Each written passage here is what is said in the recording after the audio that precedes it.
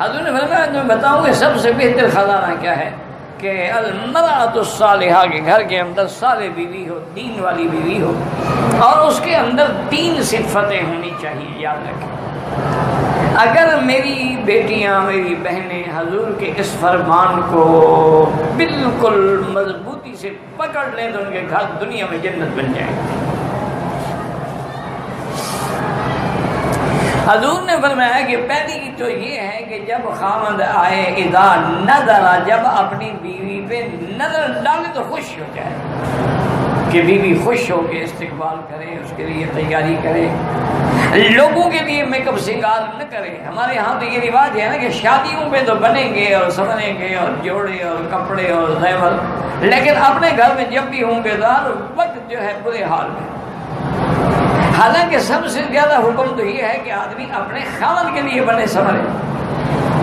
حتیٰ کہ ایک حدیث میں آتا ہے کہ جو عورت سنگار کر کے غسل کر کے خوشبو لگا کے گھر میں اپنے خاوند کا انتظار کرتی ہے، خاوند آتا ہے وہ خوش ہو جاتا ہے، گھر میں اس کو اس مجاہد کے برابر ثواب ملتا ہے جو دشمن کی سرحد پہ گھوڑا باندھ کے پہرا دے رہا.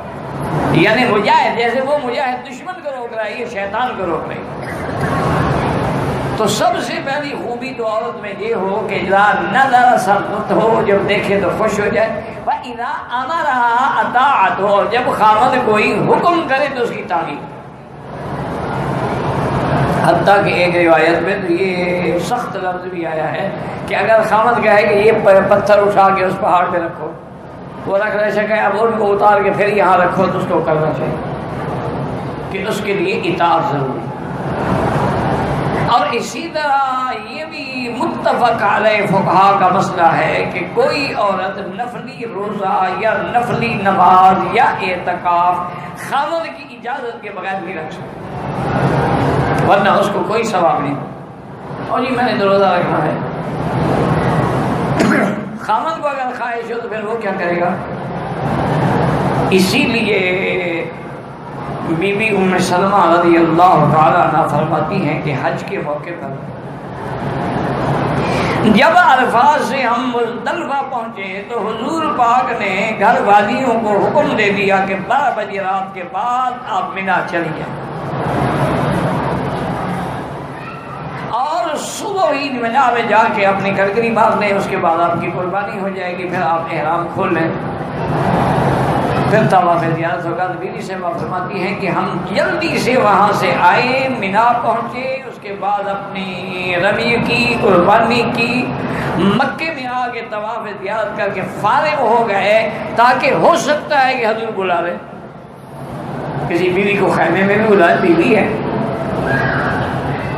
تو اتنے بڑے حقوق ہیں خاوند کے. یہ بھی حضور نے فرمایا کہ اگر اللہ کے سوا کسی غیر کو سجدے کی اجازت ہوتی تو میں بیوی کو حکم دیتا کہ شوہر کا سجدہ کرے. اور یہ بھی حکم ہے کہ خاوند کی اجازت کے بغیر عورت اپنے گھر سے باہر نہیں جا سکتی. حتیٰ کہ فقہا نے لکھا ہے اس کا کوئی بھائی، کوئی عزیز، کوئی باپ بھی فوت ہو جائے، جب تک اجازت رہے وہ گھر سے نہیں نکل سکتے. اور اس کے بعد حضور نے فرمایا کہ اذا غاب عنہا، جب خاوند باہر چلا گیا، مجاہد ہے، جہاد میں چلا گیا، کاروبار میں چلا گیا، تو اس کی عزت کی بھی حفاظت کرے، مال کی بھی حفاظت کرے، اولاد کی بھی حفاظت کرے. یہ نہیں ہے کہ مردوں پر حقوق نہیں، مردوں پر بھی حقوق ہیں. وَلَهُنَّ مِثْلُ الَّذِي عَلَيْهِنَّ بِالْمَعْرُوفِ، جیسے عورتوں پر حق ہے اسی طرح مردوں پر بھی حق ہے کہ اس کے نان نفقے کا، اس کے کھانے پینے کا، اس کے معاملات کا، ضروریات کا، اس کی خوشیوں کا ہر لحاظ سے خیال رکھیں. تو اس لیے ہمیشہ اگر عورتیں حضور پاک کے اس فرمان کو، یعنی حالانکہ اب حضور کے زمانے میں تو کوئی میک اپ سنگار کیا ہوتا تھا، مساق استعمال کر لیا، سرما پہن لیا، تیل لگا لیا، کنگھی کر، اور تو کوئی چیز ہوتی نہیں، لیکن اس کا بھی اہتمام کرتی تھی بیویاں. جس طرح ایک دن حضرت ابن عمر آئے حضرت ابن عباس کو ملنے کے لیے، کوئی مسئلہ پوچھنا تھا، تو رات کافی گزر چکی تھی، یعنی عشاء سے بعد متأخر وقت میں آئے تو دیکھا کہ حضرت ابن عباس غسل کر کے اچھے کپڑے پہن کے خوشبو لگا کے اور بالکل تیار کھڑے ہیں۔ تو حضرت سمجھے شاید حضرت سفر پہ جا رہے ہیں، باہر کہیں جا رہے ہیں۔ انہوں نے کہا حضرت خیریت؟ فرمایا نہیں، میں کہیں نہیں جا رہا، میں گھر جا رہا ہوں۔ میں جیسے چاہتا ہوں کہ مجھے بیوی سنوری ہوئی ملے، خوشبو والی ملے، بیوی بھی تو چاہتے ہیں کہ میرا خامن ٹھیک حالت میں ہو۔ اگر اس کے کپڑوں سے بدبو آ رہی ہو تو بیوی کیا کرے؟ پھر تو نفرتیں پیدا ہوگی۔ اسی طرح ایک بدویہ عورت تھی، بڑی سمجھدار تھی، اس نے جب اپنی بیٹی کی شادی کی تو اس نے بیٹی سے کہا کہ بیٹی میری بس صرف ایک نصیحت ہے کہ تیرے بدن سے، لباس سے، کیفیت سے تیرے خاوند کو کبھی کوئی بدبو محسوس نہ ہو، بس اس پہ عمل کر لو گی تمہارا گھر آباد ہو جائے گا۔ اب ہمارے یہاں تو آپ نے دیکھا نا، دیہات میں حیض کے کپڑے پڑے ہوئے ہیں، کپڑے لٹکے ہوئے ہیں، بدبو آ رہی ہے۔ اچھا ایام حیض ہے، ایام حیض ہے، جنابت کا غسل نہیں کر سکتی، ویسے صفائی کا غسل تو کر سکتی ہے، روزانہ چاہے کرنا چاہے، وہ تو منع نہیں ہوتا۔ وہ تو پاک تب ہوگی جب حیض گزر جائے گا، اور اس میں بھی اسلام نے کتنا سکھلایا ہے کہ ایک عورت کی مدت ہے 7 دن۔ 7 دن گزر گئے، یہ نہیں بس گزر گئے، یہ ہاتھ لگا کے اچھا بلیڈنگ نہیں ہو، نہیں، حکم ہے کہ اندر کپاس رکھے اور کپاس پہ کوئی اچھی سی خوشبو لگا کے رکھے کہ جیسے آدمی کو خوشبو پسند ہے اسی طرح عورت کے رحم کو بھی خوشبو پسند ہے۔ اور دوسرا اس خوشبو کا فائدہ یہ ہوتا ہے کہ اندر جو بدبو ہے، کریا ہے، وہ گندا خون گزرتا رہا ہے، وہ بھی صاف ہو جاتا ہے۔